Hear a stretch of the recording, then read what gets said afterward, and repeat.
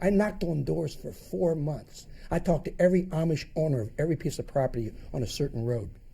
They called me back and said, we're interested. And I had people say to me, you knock on doors? You're the owner and president of the company? Mm-hmm. I'm a salesman.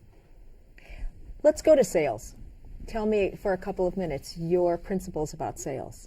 Yeah, well, here's the thing. If you're interested in doing what's best for the customer and the client, and you're interested in their well-being, then you serve them, and you're going to get to know them really well, and then they're all of a sudden going to like and trust you, unless it's a real referral and they trust you all. But most people, you have to earn their trust. So then they realize you're interested in them. I've probably talked more people out of buying houses than the average person. Like, you're not buying that house from me. Why not? Get your parents. You're not buying that house from me.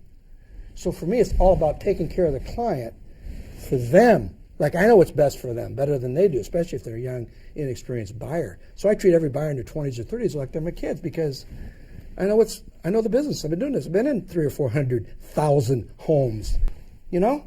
You're doing a couple of other things, too. Yeah. Well, I spend a lot of time running meetings and training people and recruiting people. And now I have time now to write and think, because I get demands that people want to hear me speak. Mm-hmm. And people call me from all over the country and they're like, I'm coming to see your office. What are you doing there, number 2 in the nation in Fort Wayne, Indiana? I'm like, hey, man, we're working hard. We got a whole new culture. We got a whole new media center. So I'm trying to challenge my future on defining goals better and leadership better and sales better and motivation better and business better. And you're making webinars for that. You're also in the process of gathering information for a book or two. Explain that. 20 years ago, I used to get up 7, 8 o'clock. I get up 5 o'clock, 4 o'clock in the morning. I mean, are you kidding me?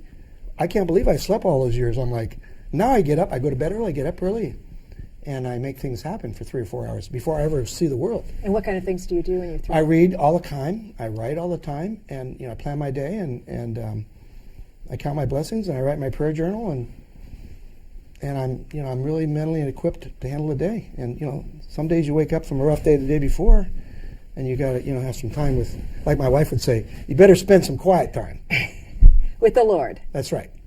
Prayer Voice, is that going to be a devotional? No, it's really going to be, well, actually I bought a website called theuniversityofprayer.com, so I have that reserved. So it's more about challenging your whole idea of prayer as far as your habits and tracking prayers like miracles. How do you want people to describe you? Committed, honest, loyal, hardworking guy, someone you could trust, had a lot of wisdom.